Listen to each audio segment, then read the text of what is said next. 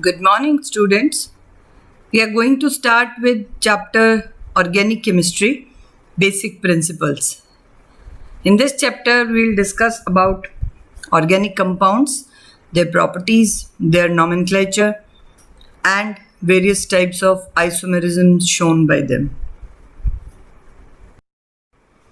Organic compounds initially actually they were obtained from living beings, and in living beings they are present in many different biomolecular form like sugars, carbohydrates, lipids or fats, proteins, nucleic acids like DNA and RNA. All these are organic compounds. Initially, it was believed that organic compounds can be obtained only from living organisms, that is, plant or animals. And this was actually discovered by Berzelius in 1808, and he suggested that a type of living force is required to prepare these type of compounds in living bodies, and these compounds cannot be prepared in laboratories because such type of living force or vital force is absent there, and he named this theory as vital force theory. Vital force theory suggests that only living things can prepare these compounds in their body because they have that vital force in their body. And other scientists of that time also supported Berzelius, and he suggested that we should study organic chemistry separately because they have unique properties, and also there were a large number of compounds known at that time which were obtained or which were present in living bodies. And hence he introduced a new branch of chemistry known as organic chemistry. In 1828, Friedrich Wöhler first prepared or synthesized urea from an inorganic compound. Means he was the first person who synthesized organic compound first time in laboratory, and resulting the breakdown of vital force theory. It was a accidental synthesis, you can say. He was working on a reaction to prepare ammonium cyanate, and he was treating ammonium chloride with potassium cyanate to form ammonium cyanate, and during the reaction the temperature was quite higher. So at that high temperature ammonium cyanate rearranged to an organic compound urea, and this synthesis was actually a revolutionary aspect of organic chemistry that changed the definition of entire organic compounds as well as organic chemistry. And later on Kolbe synthesized acetic acid from its elements, Berthelot synthesized methane, and many other organic compounds were successfully synthesized in laboratories after that. And later on it was also discovered that carbon is tetravalent and is contain 4 unpaired electrons in its excited state configuration, and the tetravalency of carbon was given by Van 't Hoff and Liebel, who were awarded the first Nobel Prize in chemistry. So now, after these all discoveries, the organic compounds can be defined as the compounds made by carbon and hydrogen, which are mainly called as hydrocarbons. So study of hydrocarbons and their derivatives is actually the organic chemistry. So we can define that the branch of chemistry that deals with study of hydrocarbons and the derivatives of hydrocarbons.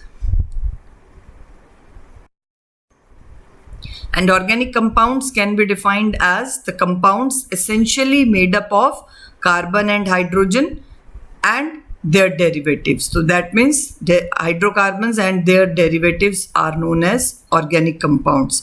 And as we can see, there are variety of organic compounds which we are using in our daily life. Our body itself is made up of organic compounds like proteins and other substances, and soaps, detergents, and candle, paints, colors, perfumes, medicines, and even the food which we are eating. All are variety of carbon compounds present around us in the form of organic compounds. So organic compound, simplest organic compound, methane, can be represented by this structure. Actually, methane CH4 has carbon in sp3 hybridization, and in this hybrid state, carbon uses its all four half-filled orbitals, 1s and 3p orbitals, and forms four single covalent bond with hydrogen or other atoms. And this kind of structure, tetrahedral structure, can be represented in 3D form like this by showing three types of bond. Solid lines represent simple covalent bonds present in the plane of the paper. As it is a three-dimensional representation, so bonds present in the plane of paper are shown like single solid lines, whereas wedge-shaped lines represent the bonds going toward the viewer. That means you can say out of the plane of the paper backward, and dashed line represent bonds going away from the viewer. That means backward out of the plane of the paper. So in this way, three types of bonds or lines can be used to present structure of any sp3 hybrid molecule in three-dimensional region. And this is the way by which structure of organic compounds can be represented by using a single, double or triple covalent bond. And these type of representation of organic compounds is known as structural formula, by showing each and every covalent bond present between the atoms. And other ways by which these organic compounds can be represented are condensed formula. In this formula, we can eliminate the types of bonds and we just write the number of atoms, like ethane CH3 CH3, ethene CH2 CH2, ethyne CH CH. In this way, so it saves time as well as space.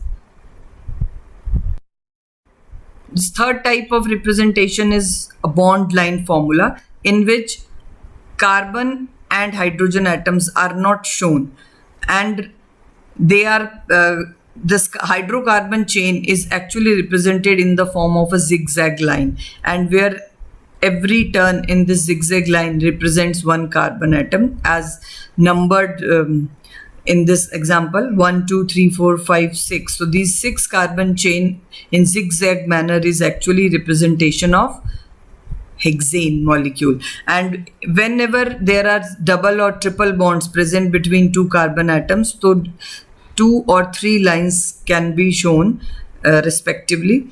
And if some functional groups or heteroatoms are present, so they are written like, as you can say, butanol can be shown by using this zigzag line and OH at the position wherever it is attached to this carbon atom. So this is bond line formula of organic molecules. Next important thing is classification of organic compounds. Organic compounds can be classified on the basis of their structure. If they are open chain compounds, then they are simply called as acyclic or open chain compounds. And if they are present in the form of a ring-like structure, then they are said to be cyclic or closed chain compounds. So let us discuss them one by one.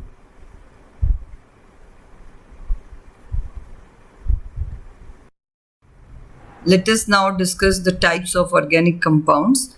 Firstly, acyclic or open chain compounds. These kind of compounds have two types of structures: straight chain compounds and branched chain compounds. So acyclic compounds in which carbon and carbon atoms are attached in the form of a chain, and this chain can be a straight chain or a branch chain. For example, here we can see this is hexane, a chain of 6 carbon atoms, a straight chain, no branching is present here, and this is the bond line structure and structural formula of hexane, where 6 carbon atoms are arranged in a form of a chain. But1-ene is also an example of straight chain compound. Bond line formula can be shown like this.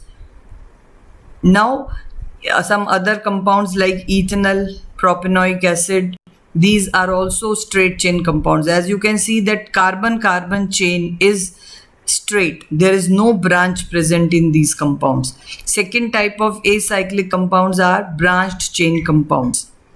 It means the parent chain of carbon atoms will be branched. As you can see in these examples, 2-methyl propane and 2,2-dimethyl propane. You can see that branch of carbon atoms. The chain is not straight, rather branched. Next is cyclic or closed chain compounds. This type of compounds have a closed ring of carbon atoms. For example, cyclopentane, cyclobutane, cyclopropane. These all compounds have a kind of closed ring structures in which there are no terminal carbon atoms. And cyclic compounds can be a variety and they are further classified on the basis of types of atoms. As you can see in these two examples, naphthalene has all carbon atoms, whereas pyridine has one heteroatom in this. So these kind of compounds which have closed ring-like structures are said to be cyclic compounds. This is an example of cyclohexane. So represented in bond line formula as a hexagon. Cyclopentene having a double bond between the ring of 5 carbon atoms. Pyridine is having one atom other than carbon, one nitrogen atom. There are 2 benzene rings connected with the help of a single bond. Compound is biphenyl. So these all are cyclic compounds.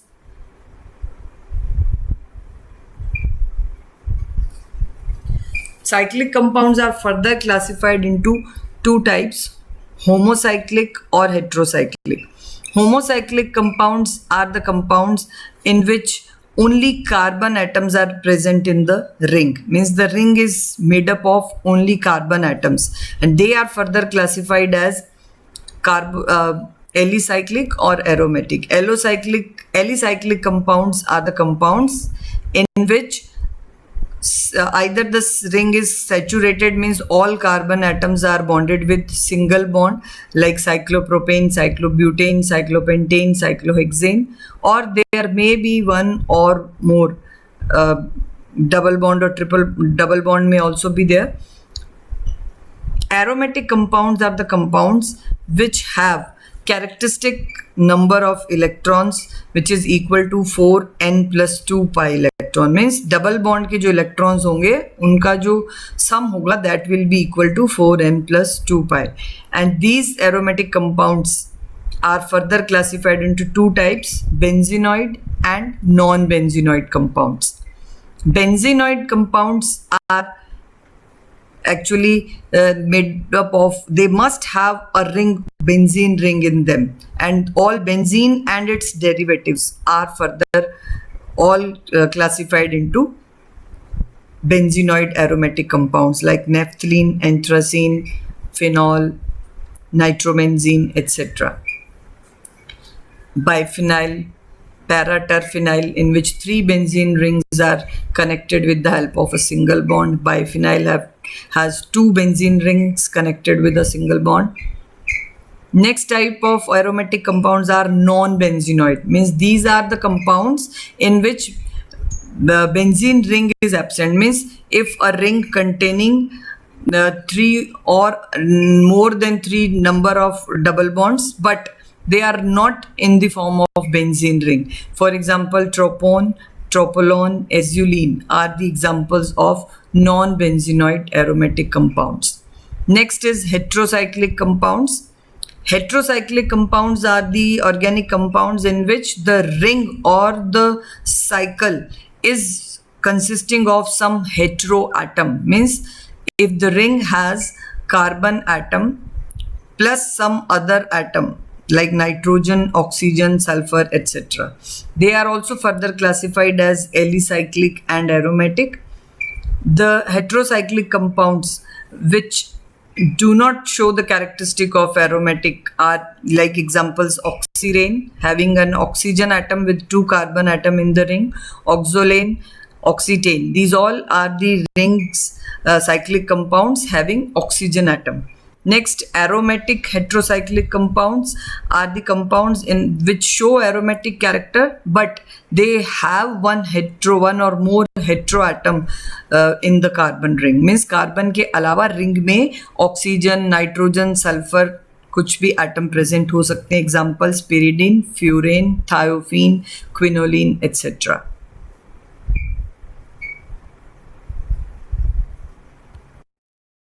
I hope this classification of organic compounds is clear to you all. Thank you and have a nice day.